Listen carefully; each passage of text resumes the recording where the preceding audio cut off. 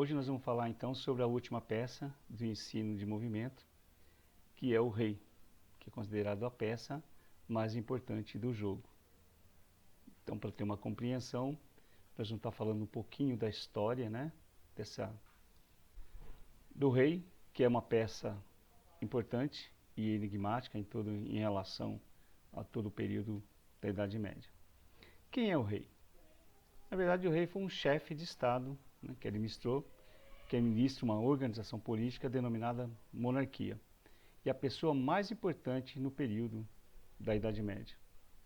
Ao longo da história, o termo rei foi utilizado para governantes de pequenos territórios, que comandam seus povos e além de uma representação unicamente política.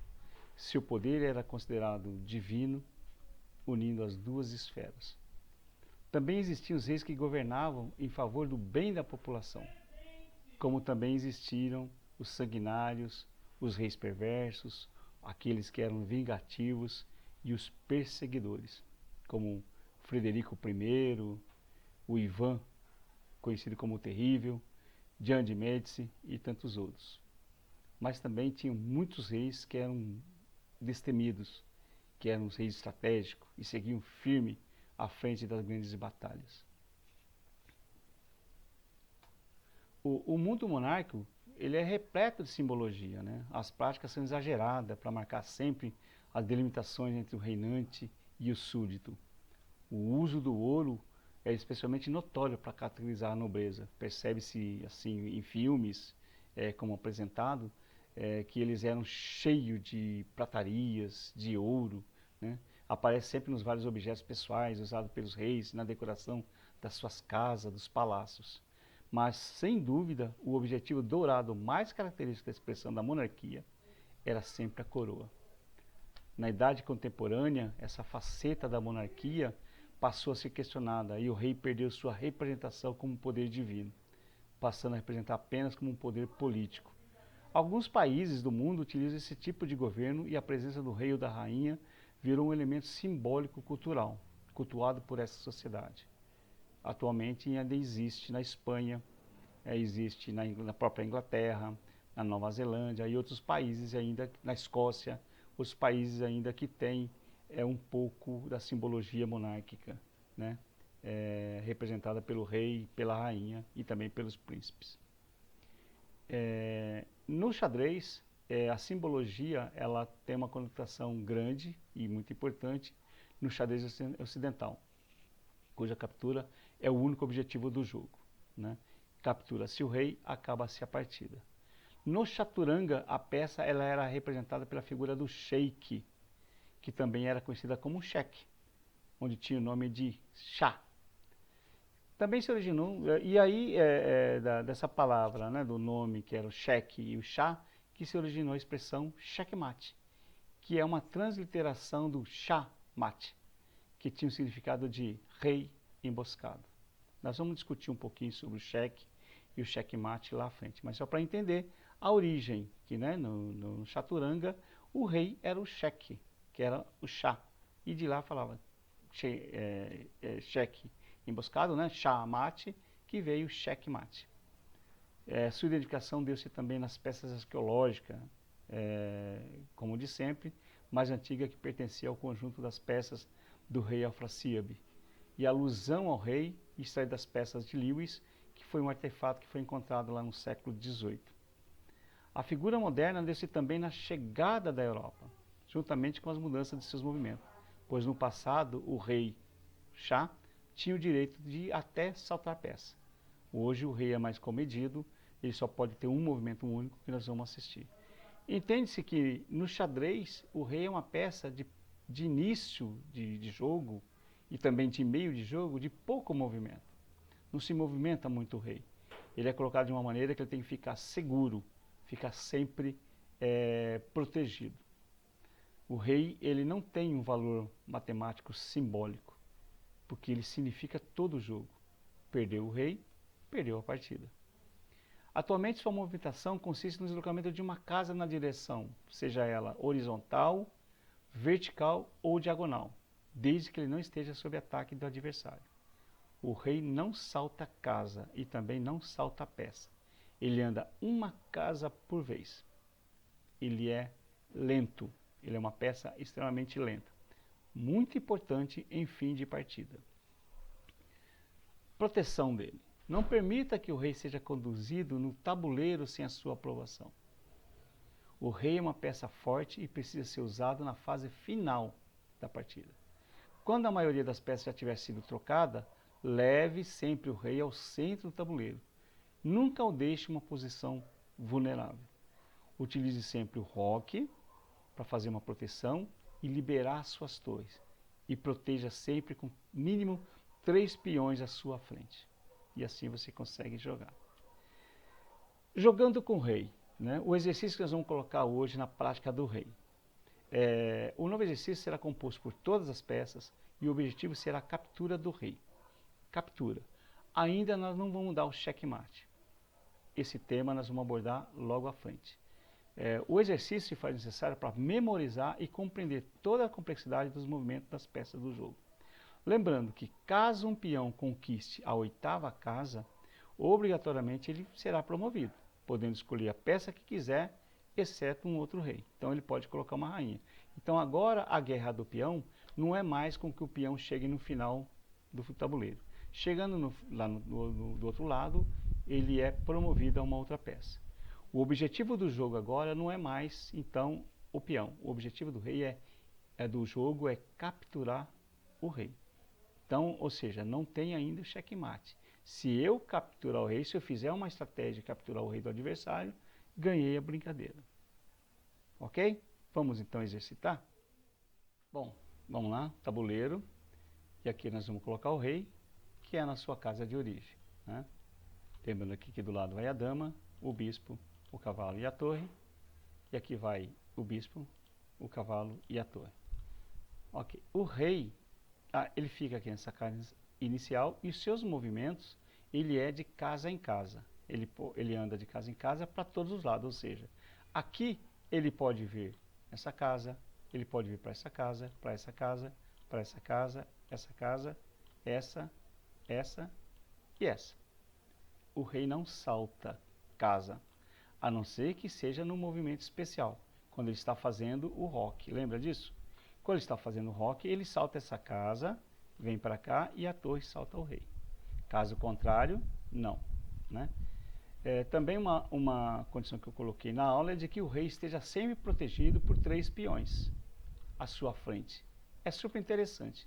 Não nesse caso, mas quando você faz o roque, ele fica assim nas laterais, nas alas. E aí nas alas, sempre é bom deixar isso aqui. Tem alguns alunos que chamam isso aqui de guarda-chuva. Eu acho até interessante, que parece um guarda-chuvinha mesmo. É uma proteção boa do rei. Apesar de que essa diagonal tem que tomar um certo cuidado, mas é uma proteção boa do rei. Então toda vez que você faz o roque, que ele está aqui, ó, um exemplo. Aqui nós temos os peões, ele vai ficar nessa condição aqui, ó. Não é? Vou fazer o roque, olha aqui, ó.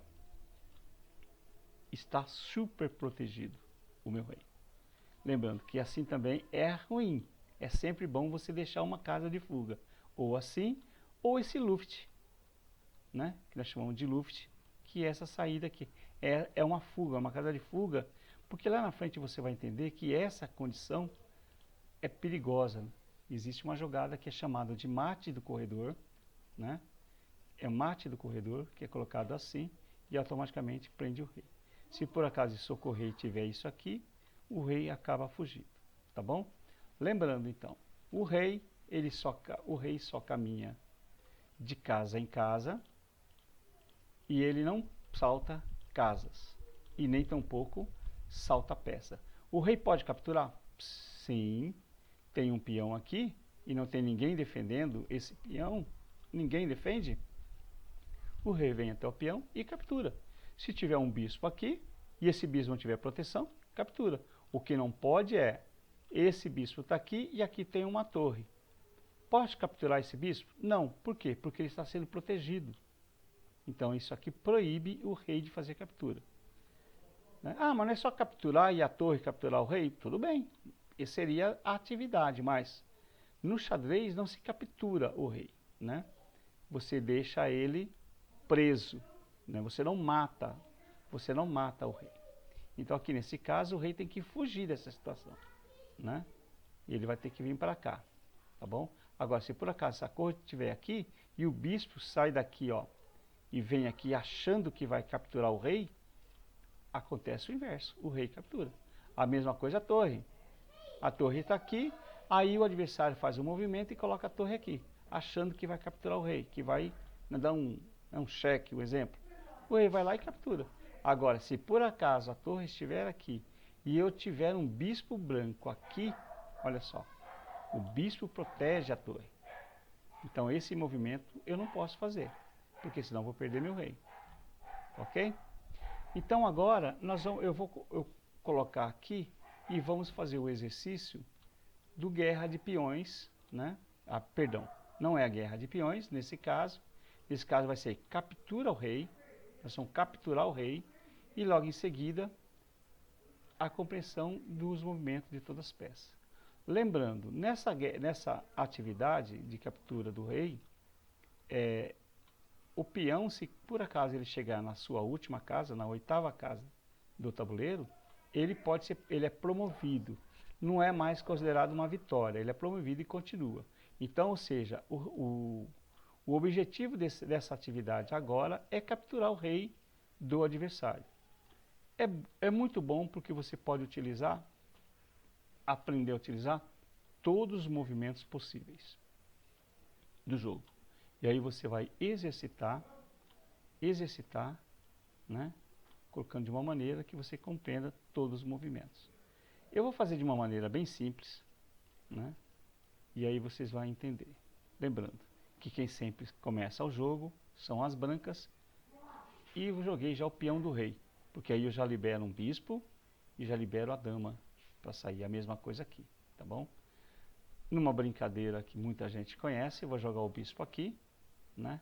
Vamos colocar aqui, esse coloca o cavalo aqui, esse joga-se a dama aqui, né? A dama aqui.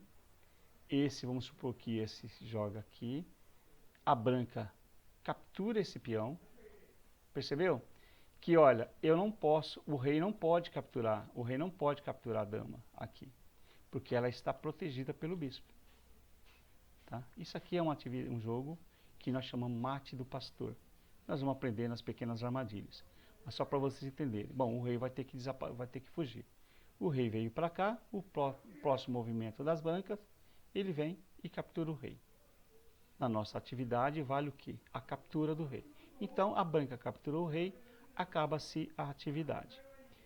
É claro que eu utilizei uma pequena armadilha que vocês vão aprender. Mas geralmente quando se joga o jogo, né, sem conhecer as armadilhas, ele fica mais longo, né, e fica mais complexo. Olha só, joguei aqui, joga-se aqui, olha, cavalo, cavalo, né? Posso jogar bispo aqui, joga peão, cavalo desce, peão ataca, cavalo, cavalo entra aqui, ó, protegido, né? O rei não pode capturar, vamos supor que o rei capturou o cavalo, o bispo veio, capturou o rei. Nessa atividade vale a captura do rei. Capturou o rei, acabou a atividade, tá bom? À frente nós vamos aprender que não se captura o rei. Você prende o rei de uma tal maneira, e aí você vai utilizar a palavra checkmate. Nós vamos ver isso à frente.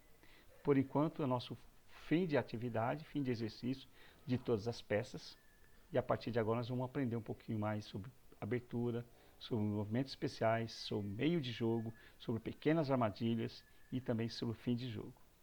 Espero que tenha gostado, que tenha aprendido, que tenha entendido um pouquinho da história, para ter um pouquinho mais de conteúdo e gostar do xadrez. Se você está seguindo a gente, continue, convide mais gente, deixa seu like e se inscreva no canal. Até a próxima aula.